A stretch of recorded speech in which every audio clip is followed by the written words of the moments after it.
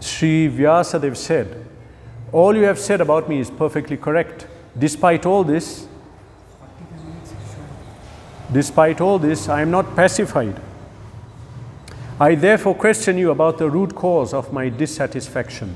For you are a man of unlimited knowledge due to your being the offspring of one who is self-born, Brahma, without mundane father and mother.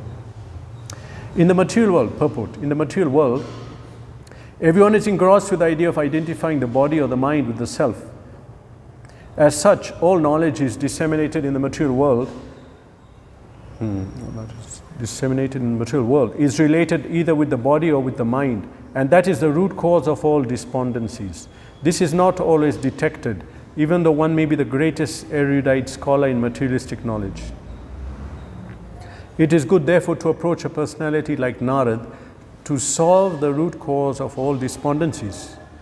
Why Narad should be approached is explained below.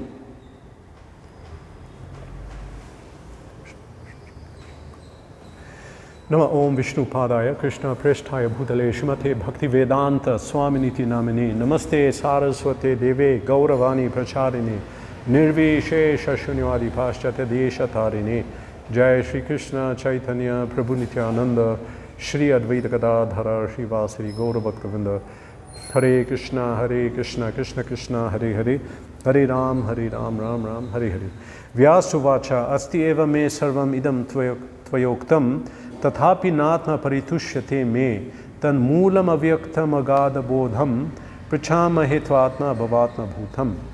Translation again. Sri Vyasadeva said, all you have said about me is perfectly correct. Despite all this, I am not pacified. I therefore question you about the root cause of my dissatisfaction. For you are a man of unlimited knowledge, due to your being the offspring of one, Brahma, who is self-born, without mundane father or mother.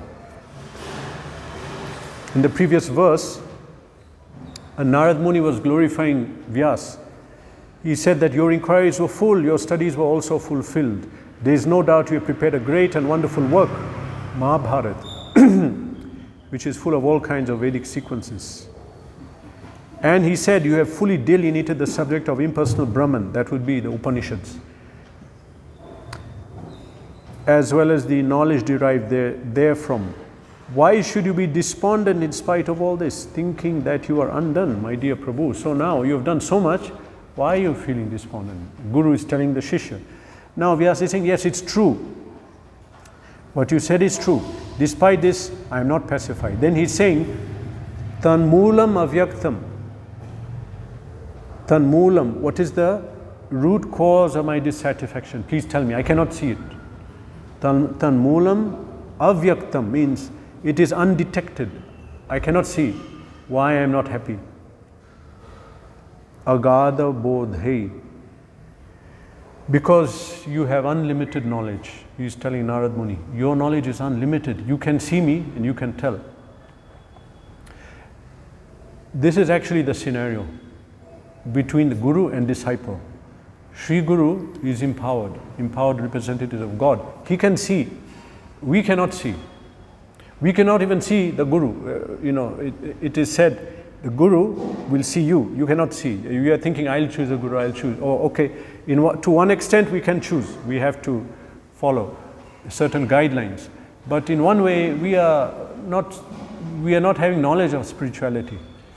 But Sri Guru can see you, can see right through and see what is the difficulty and can see how you can overcome it.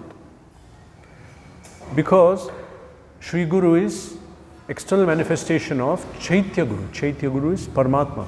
Paramatma is going to guide us. We cannot see, we cannot perceive what Paramatma is saying. We have so many of our own desires. We cannot hear. So externally, Paramatma comes as Sri Guru to tell you. So it's wanted that one takes an attitude like this.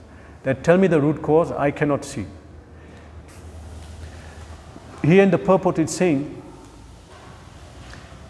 that the common knowledge now that is available in this world is to do with body and mind. Because in this material world, there's an energy pervading everything. which is a covering energy. Avrityam jnanam etina. Avritya jnana. It is covering our knowledge and our identity and deluding us. The deluding energy. Now there are some dogs in front of the door. They think they are dogs. They think they are a dog. When they see a cat, they run after the cat. Why? Because I'm a dog, I have to run after the cat. But they're not dogs. But why does the Jeev, that is, they are Jivas, they are eternal servants of Vishnu. What happened? How are they taking that position? Because of the deluding energy that we are thinking that I am Gujarati, Punjabi, Indian, whatever. So this deluding energy is very powerful. It has completely bewildered us. And even the knowledge we are manifesting is all in the same principle. It's deluded. This is, knowledge is in the three modes because we are in the three modes. So Prabhupada says here, in the material world, everyone is engrossed with the idea of identifying body and mind with the self. As such, all knowledge disseminated in the material world is related either with the body or with the mind. So now, because I'm thinking I'm body and I'm mind, all the knowledge is coming body and mind. Psychology, then body-related biology, physics, chemistry, whatever it is, economics, everything is to do with me thinking I'm the body. Now, what is my plan? How will I enjoy it? The plan is being given. So, therefore, this is not, this kind of knowledge is, Prabhupada explains, this is dangerous. It's dangerous. Avidya is dangerous. What is avidya? Avidya means that state of being covered. Jiva is thinking that he is a body. This is avidya. Ignorance. Thinking I am a body. Thinking I am this religion or this family, this society. This is dangerous. Because of this, we'll take birth again. I'm identifying with the body and this country and this family. Now because of this, we'll take birth again. That's dangerous. But Prabhupada says in that more dangerous than this is vidya, knowledge which is in the three modes. Because that knowledge, it will cause us to take birth again also, and it makes us think we know something, but we don't know anything. This so kind of knowledge is dangerous. Why? Because someone will have a degree, he'll study, he'll think, I did a degree, I am educated, I am an educated person. Or the parent may think, my son has to get a good education. He has to get a good education. What is that? IIT, good education. Or he has to do MS. He has to go to America and do a degree, good education. That is not education. So this is dangerous because somebody, he'll do a degree, he'll think I know everything, and he'll put himself in a high status. Everyone will put him in a high status, but he doesn't even know who he is. He doesn't know anything. Then they'll put him to lead the country, because he has some degree or some status. And now he's going to lead the country. He doesn't know anything. He's blind. He's going to lead everyone into the ditch. Anda yatha andher upaniya manina te api shatantram urudamni baddha. He is blind. He is going to fall in the ditch. Behind him, everyone is falling. They'll fall in the ditch. Te api shatantram urudamni baddha. He is also tied with the ropes of karma. Karma bandhana. He's tied. He's thinking, I know, I did a degree, I have a MS, I have PhD. Oh, respect, very good, very respectable man, doctor, PhD, professor, does not know anything. So this is the danger, Prabhupada says that we think we have a degree, we think we are someone important, but is ignorant of the actual fact of life. So now all this knowledge coming out of him will be on the body and mind level, nothing spiritual. So, one thing about vidya meaning material knowledge, because you have para vidya, that's different, spiritual knowledge. But vidya, apara vidya, the normal material knowledge, Prabhupada explains in a book called Renunciation Through Wisdom, it increases the net of illusion. A normal villager, he's less in illusion, but the one who studies more materially, he gets more in illusion, much more. He gets more confused, thinking I know something, and I can explain you how human beings came in this world. And I can explain you process of how the seed, the ankur, the sprout comes from the seed. Doesn't know anything. That is not what he studies, all material things. He cannot. But the villager is less covered. Now why? Because one who did more material knowledge, he is in a more dangerous position. Prabhupada mentions this in Ishopanishad. So now everything we explain is separate from God. Whatever educated person, so-called, he'll explain whatever he knows, but God will not be there only. Whereas we understand Vasudeva Sarvamiti, God is everywhere. Everything is God. He's everywhere. So why can't you see him? They can't see him. Covered. They're covered. So now we have mass education. Wholesale people are being put in the schools, the village. Even the dham also they build school. In dham, like they're not educated, they have to go to school, mundane school. So now they put them in school also. Now they'll also be educated. So now this mass education has created a very dangerous situation in society, that completely people are glorifying leaders who don't know anything, and who's taken charge of the society, philosophers, scientists who don't know anything, and now we have really messed up everything. So when we do education, what happens? When we have this mass education, together everyone is now speaking about body, mind, no one is speaking about God or soul. So gradually, this kind of education, it takes away compassion. It takes away our patience, tolerance, brotherhood, and it creates excess lust, envy, anger, greed. This increases by education. How is that? First of all, you can find in the wars, just he's asking something.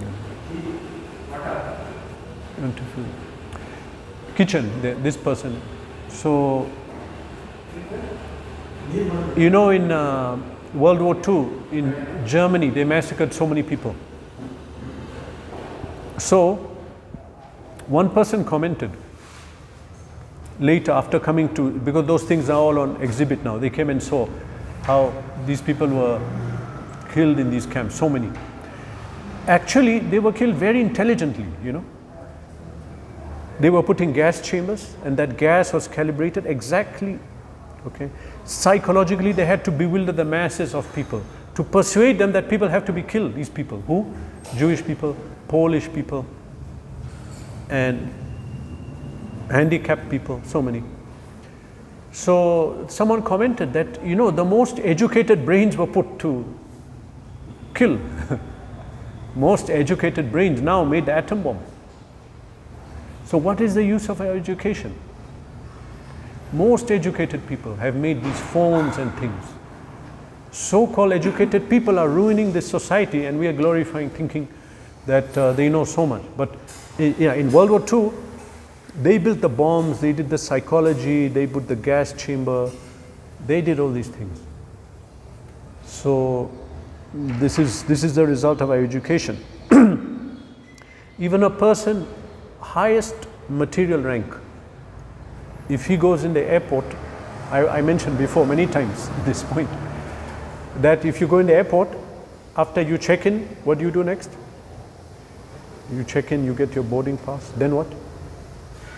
Huh? What? Before the gate, what do you do? Security. Security, who do they check? Will they say, oh, Mr. Doctor, PhD, we will not check you. You are so educated. Do they do that? No. Do they say, okay, who has a degree? You will not check. Everyone is a thief. Everyone is a target. Everyone's a criminal. Now what kind of education that you could not, even it could not reform the character of them. They know also that our education system, we cannot trust these people. They studied what they studied, they are still criminals. Everyone is a criminal. Whereas education is supposed to make the soul more pure. Of course, there's no idea of that now. But we are supposed to become pure, we're supposed to become spiritual, honest, truthful, compassionate. But what happened? That the more we study in material education, by the time we graduate, you become like animals. No tolerance, no patience. Cheating propensity is much more. They have to check everything of these people. Actually, the more we educated, the more we commit crimes. You'll find criminals are more in the city, in village hardly. There's no concept of police. Many in the villages, how will police go there? Now, now is Kali Yuga, it's totally different. But even speaking 10, 15, 20 years ago, there's no police outpost in the village. They're not criminals. Criminals are here. Educated PhD and degree people, they are the criminals. These politicians, they're the criminals. Now we have to see, that's why Prabhupada is saying that actually the vidya, education is more dangerous than avidya.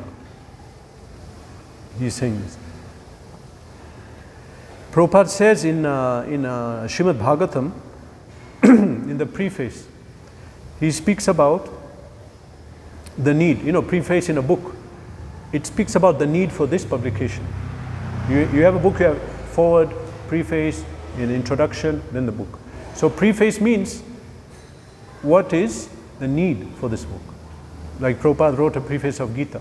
Now in Bhagavatam he wrote in the second paragraph, what is the need of Bhagavatam? What's the point? He wrote that, let me say it directly.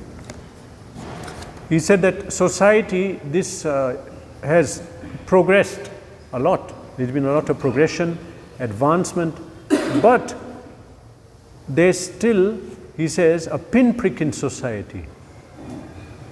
Human society at present moment is not in the darkness of oblivion. Previously, there are some societies, when there's an eclipse, everyone gets afraid. The sun has been eaten up. What will we do? What will happen now?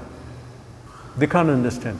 Or when night comes, they say now the sun has gone, but it will take birth again in the morning. They can't understand the phenomena. It's not like that now. We have some idea. So, human society at present is not in darkness of oblivion. It has made rapid progress in the field of material comfort, education, economic development throughout the world. But there is a pinprick somewhere in the social body at large. Therefore, there are large-scale quarrels even over less important issues. Small issue, people are fighting. That you can see nowadays, Small issue, people, even within families, they're killing each other, then burning the body and throwing somewhere. Couples are fighting each other, killing each other. So, and if you find, what is it? Small thing, nothing big. So, pinprick. I don't know if you remember, but there was a time when sofas were not so much prevalent. I can remember, many years ago, they'll make the sofa in some workshop and they'll not make it properly. So if you sit, sometimes there's a pin pricking. You have to be careful how you're sitting. You're sitting on the sofa, there's a prick, so you have to sit on one side. And if you forget, you land on the sofa hard, then it will prick you. You want to enjoy the sofa, you cannot, because there's a pin prick, it's pricking. So now that is here, pin prick in society. We sorted out education, everyone got a laptop, everyone has a microwave, everyone has a TV. Still there's a problem. Prabhupada says pinprick. Something is disturbing people. What is it? He, as Vyasa said, Tanmulam avyaktam. I don't know what is the problem. Can you find out what is the root cause of my disturbance? So similarly, here we don't know what is the problem. We don't know. There's a problem in this society when somebody, he did not get his 20 rupees change, so he picked up a knife and he killed the shopkeeper. You didn't give me my 20 rupees change. Now we have to analyze this society, that this fellow has a degree, other one is studied, so why are you doing this? What is wrong? So-called uneducated villagers will not do this. Therefore, there is some pinprick, something is wrong. We have to find out what is wrong. And Bhagavatam analyzes. Here when we say pinprick in the sense that we have good facilities, but something is missing that is upsetting everything totally. Despite all facilities, people are not happy. Now in Europe, there's a war between two countries. They are not primitive. They are educated people. They studied, they have colleges, degrees, the politicians are educated, but they killed each other like cats and dogs. It's going on now. So we had to analyze, and you cannot analyze, we cannot analyze. Sri Guru, Acharya can see and tell what is wrong. We cannot analyze because we are in the illusion. This is the problem. Vyasa was in illusion. When Narad Muni came and glorified, oh, you've done this, you've done that. Yes, yes, I have. I've done so many things, but please tell me what's wrong because I cannot see. He told me, you can know. Why? Agada bhode. You are full of unlimited knowledge. Prachamahe. To Atma, Bhavatma Bhutam, and you are born of the one who is unborn, self-born, Brahma. Since you are born of Brahma, you have unlimited knowledge. Please tell me what's wrong. Now in Ishopanishad, Srila Prabhupada gives a commentary to the 9th verse. Who read Sri Ishopanishad? We have a lot of reading to do, devotees. Slowly we have to read. This knowledge is for us, Prabhupada wrote. This is all, what I am speaking is from Prabhupada's books. Okay, you have to read these books. They will save you, they will save us. Or we'll become like these cats, dogs in society. So Sri Ishopanishad speaks about avidya and vidya in one verse. Okay, ignorance and material learning. So it mentions that material learning is even more harmful than avidya. Avidya means I don't know that I am a servant of God, I don't know I am an Atma. But apara vidya means I have knowledge about material things. So it says, Andham tama pravishyanti ye vidyam upasate tato bhuya iva te tamo ya uvidyayam rataha. Those who engage in the culture of nescient activities shall enter into the darkest region of ignorance. What is nescient activity? Now, what is nescience? Actually, nescience, actual word means something like ignorance, darkness. Nescient activity means activities which are in darkness. It means sense gratification. Those who dedicate their life to enjoying this body, that is called a nescient activity, because it's on platform of body, it's not platform of soul. So those who engage in the culture of nescient activity shall enter into the darkest region of ignorance. Those who dedicate their life to sense gratification, they'll enter into darkest regions, they'll suffer. But Ishopanishad says, worse still are those engaged in the culture of so-called knowledge. Worse than that are the people who are engaging in material knowledge, knowledge of matter. Prabhupada says, this mantra offers a comparative study of vidya and avidya. Avidya or ignorance is undoubtedly dangerous, because if I am living this life without understanding who is God and I am a soul, that's a dangerous life, because my next life can be, I can become an animal, I can become a dog, a plant, because I will do wrong activities. But vidya or knowledge, material knowledge, is even more dangerous when mistaken or misguided. Actually, vidya is good, I know about something. But when it's misguided, mistaken, that means when I am living this life thinking I'm educated and I use my knowledge for material things and material expansion of my enjoyment, this is even more dangerous than avidya. Better that you didn't get any knowledge. Better you remain an innocent, simple villager or someone who did not get to go to school. Better. Because then if you get this knowledge and you use it to increase your material sense gratification, this is harmful, much more harmful. Now Prabhupada says, this mantra of Ishopanishad is more applicable today than at any time in the past. Now especially, he says, modern civilization has advanced considerably in the field of mass education. But the result is that people are more unhappy. Now, they became more educated, but they're more unhappy. Because that education they got, God is nowhere there, isn't it? We studied, no, did they tell you about God in biology?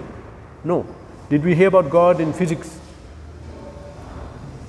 We didn't hear about God in physics, biology, chemistry, particle physics, botany, zoology, whatever. God is nowhere. So if I study that, I'm studying, and God is nowhere now in my head, and then you'll become miserable.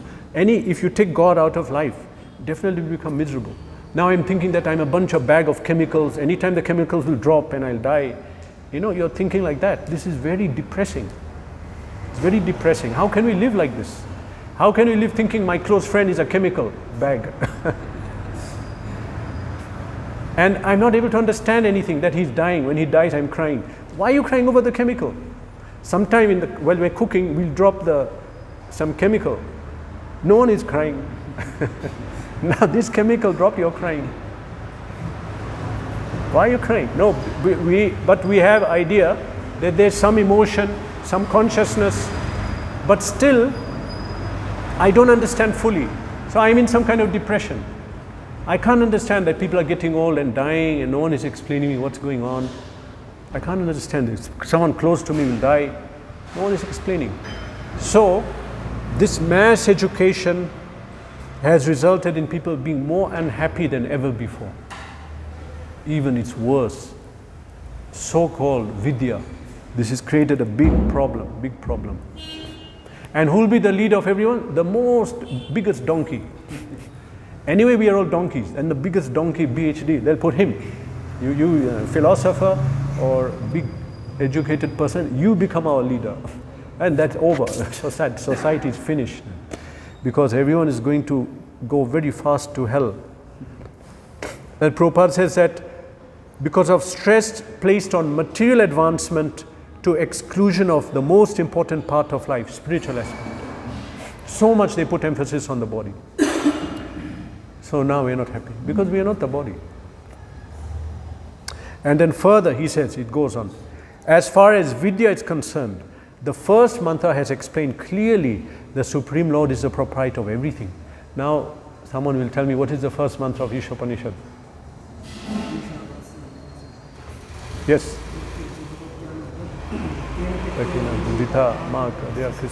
Very nice. Premeshwar quoted text 1.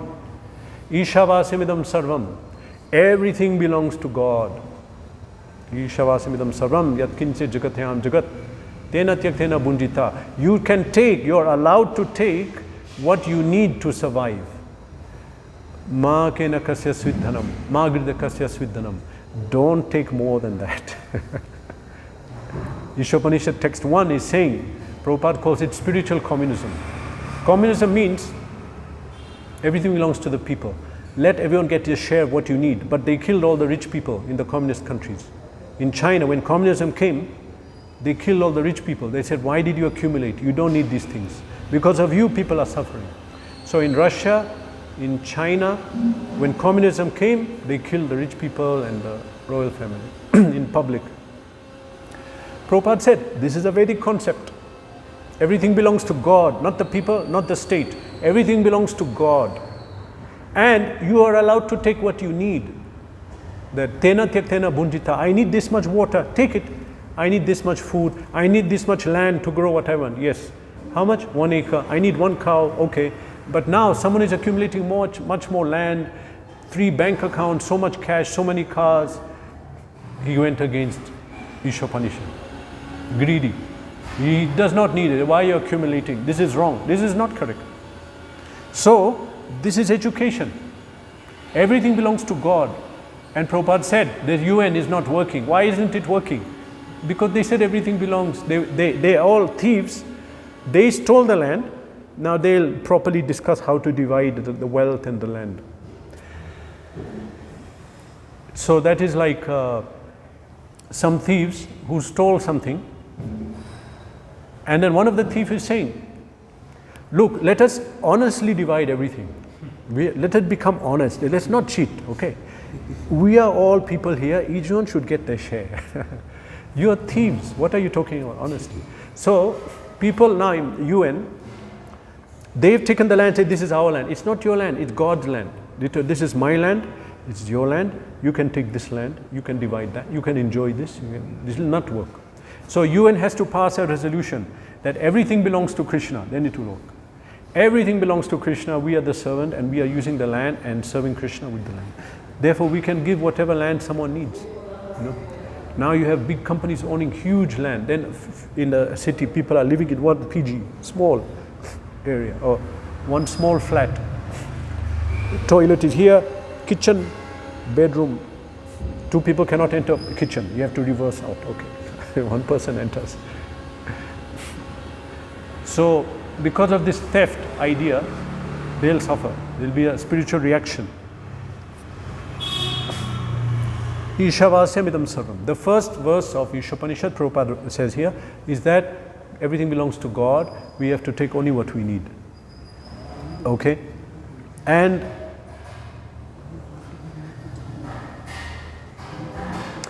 forgetfulness of this fact is ignorance. We forget this. Now we're in ignorance. The more a man forgets this fact of life, the more he's in darkness. Now the answer's coming. Why we are suffering? Why, although we have so much knowledge, why are we suffering?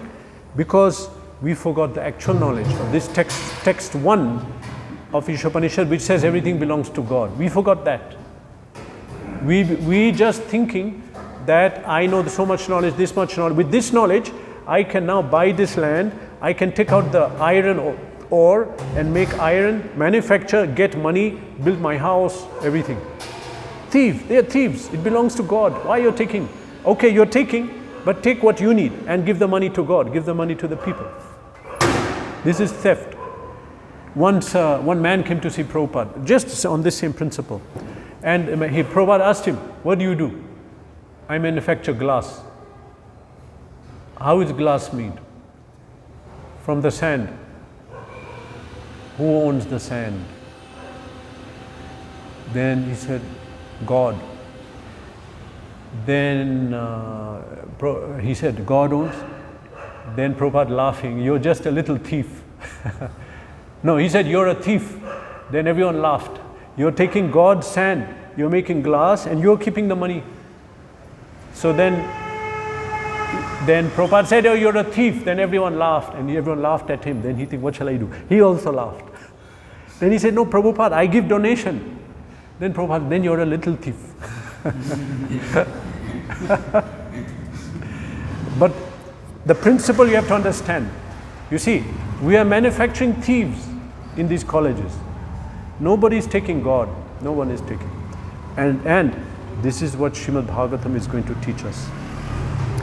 So Prabhupada said, in view of this godless civilization directed to so-called advancement of education, it is more dangerous than a civilization where the masses are less educated. There are some places of this world where there's hardly much colleges and schools.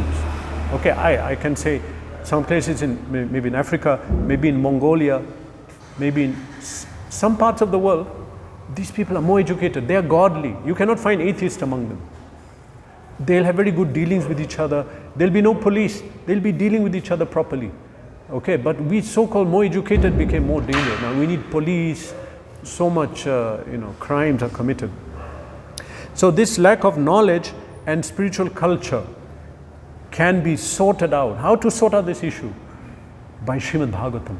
Prabhupada writes in this preface, because what is the need of the Bhagavatam? Prabhupada has written. Now this is the problem. I outlined the problem just now. This is the problem. The problem is that although we have education and all so-called learning, but still there's a pinprick. What is missing? God is missing from the society. But now people don't know how to fit God in. So now Prabhupada writes in the preface, Srimad Bhagavatam will fill this need. This need will be sorted out by Srimad Bhagavatam. There is a need of a clue as to how humanity can become one in peace. What would you say the most civilized nation on this planet? Now we'll say India. No, you are devotees. But generally speaking, people think America's advanced, Japan. The most wars are fought by America. They, at any given time, they're fighting a war somewhere. It never stopped. Continuously, they're fighting here and there. And it has a statistic in America. The greatest number of the population in jail is in America. Some percent is there, in 2 figures, double digit. The big population of is in the jail. So, there's a clue we need. We need to find out how to sort out. You cannot say, they'll sort it out, they educate. No, they have a problem also. They also have a problem. We don't have anything against America. It's just the system of their economics, politics. It's materialistic. And if they sort it out, then it's okay. So, we need a clue. Here, there's need of a clue as to how humanity can become one in peace, friendship, prosperity with a common cause. Prabhupada says, Srimad Bhagavatam will fill this need. Srimad Bhagavatam. Why? Because it's a cultural presentation for the re-spiritualization of entire human society. I heard a lecture once by one Maharaj in ISKCON. He said, don't look at Bhagavad Gita and Srimad Bhagavatam as religious books for Hindu religion. Don't look at it. You'll not get the essence what it is. This is a cultural presentation for re-spiritualization of the human society. What is presented in Bhagavatam can change and create a revolution in the whole society. We have to understand. Don't think it like it's a holy book, religious book. Let me read. I have to read. I'm Hindu, so I'll read. Of course, we should read it. You read it. But you have to read it because this will awaken us to God consciousness. This will awaken us. We are dead people. We are dead because we are not alive in Krishna consciousness. We are simply eating, passing stool, going to work, going to college, coming back home. Next day, again eating what as written, Bhakti-Santa Vaibhav, expression was written. We are just turning food into stool every day. What is the aim of this body? It's turning the food into stool. That's all. What else? What else are we doing? We're not doing any big thing. But if you're a devotee, you're doing a big thing. You're serving God, you're a devotee, or you're spreading God consciousness. So, we need to awaken human society. Of course, we have to wake up first. We need to re-spiritualize. How do you do that? How do you re-spiritualize? It's a big task because so-called education is already there. So much knowledge, but it is jada vidya, jada, it cannot help. That has to be spiritualized through Bhagavatam. Bhagavatam will show us everything.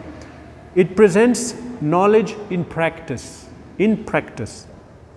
Bhagavad Gita presents spiritual knowledge as a preliminary, beginning study. Okay, now that we have to read. But don't stop there. We have to go into Bhagavatam, we have to read, we have to study.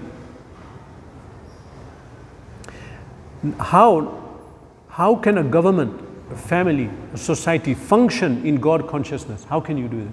It's presented in Srimad Bhagavatam. Gita gives the knowledge. Now in dynamic how to live, how to sort out, Bhagavatam presents it. How can we present God, soul and spiritual knowledge in a scientific way? This is given in Srimad Bhagavatam. This is now not known, but before it was a normal thing. It was knowledge permitting society. In Kali Yuga now it's not there. So therefore, in this same chapter, chapter 5, Narad Muni when he speaks about a revolution. Viplava, he says.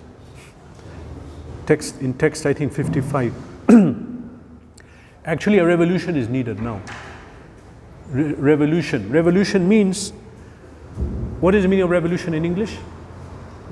Come back to the center. Re-evolution. If you take the word, actual meaning is coming back to the center.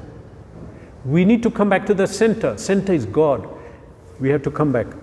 That one thing will sort out all the problems. Pollution, crime, depression, everything will be solved. Even individually, you'll sort out all the problems if you just live a God-conscious life. So how do we present it? This is in Bhagavatam. So what is the meaning of revolution? Back to the center, back to the original place, back to Krishna. Krishna is the center. So Narad Muni will speak about this later in the 11th verse, same chapter. He says, Tadvag visargo janataga viplava yasmin pratishroke abadhavati api. Namani anantasya yashangitanyat. Gayanti shrinvanti gayanti gurnanti sadava. That text, which is glorifying God and giving scientific knowledge of God and His expansion, His energy, His creation, everything, Namani anantasya, unlimited knowledge, can create a revolution in society. Tadvag, visarga, janataga, viplava. Viplava means revolution. It can create a revolution. It can turn society back into spiritual perfection. Viplava, yasmin pratishoka badhavadipi. So, this is actual knowledge. Vyas had written all the knowledge, but he didn't write Bhagavatam. Something was missing. This is missing. This knowledge was missing. Narad came to tell him, you have to write Bhagavatam. Prabhupada writes, Srimad Bhagavatam should be introduced in schools and colleges, for it is recommended by the great student devotee Prahlad Maharaj. Prahlad Maharaj says, Kaumaramacharya Pragyo, from young age we should study. We are late. What is your age? How old are you? 22. You? 26, 2, I'm 46. We are late. 7, 8. Prahlad Maharaj said, age 7 we should start. We are late. Better late than never. It's okay. So, this should be introduced in schools, colleges. This is real knowledge. We have no idea how God relates in society. So-called education by which we become puffed up by some degree and all these things, but remain on body concept, this will not help. This is no use at all. It's simply you can get a job. Why? To get money. Then I can get food. The food is there. Go plant the grains, get the food. Why did you make such a system? Why 25 years wasted in so-called college to get a job, so to get money, to get food? Food is there. Go to the farm, go back to the land, grow your food, and don't waste your time. Study the texts of Srimad Bhagavad Gita and Bhagavatam, establish a spiritual society. Most productive years of life, energy, it's gone in this degree thing. So we have to relearn everything in terms of God consciousness through Srimad Bhagavatam. What is education? What is politics? What is economics? What is science? What is family life? What is administration of the state? Social organization. Everything will be given in Bhagavatam. Prabhupada said this is our main text, and this will create a revolution. And if you study the history of Bhagavatam, since it was given, this revolution never happened. But it's happening now. Bhagavatam is being given in the streets of America. People are distributing Bhagavatam now. 2, 3 sets. They're being distributed in America and Europe. People are reading and coming back. What does it mean? It means this shloka was spoken for ISKCON, for Prabhupada. The revolution is now where the people are so much in ignorance they have to be brought out. This is why it came. We have to learn this. We have to come on the platform, and we must then work to spread this in society because people are suffering. Otherwise, a body without studying spiritual knowledge, it's a dead body. Without God consciousness, it's like a dead body. We are not alive at all. Hare Krishna. Srimad Bhagavatam ki jai. Okay, any question? Yes. You told education, better not to have this education. Yeah. One can remain in idle in the village, right? Yeah.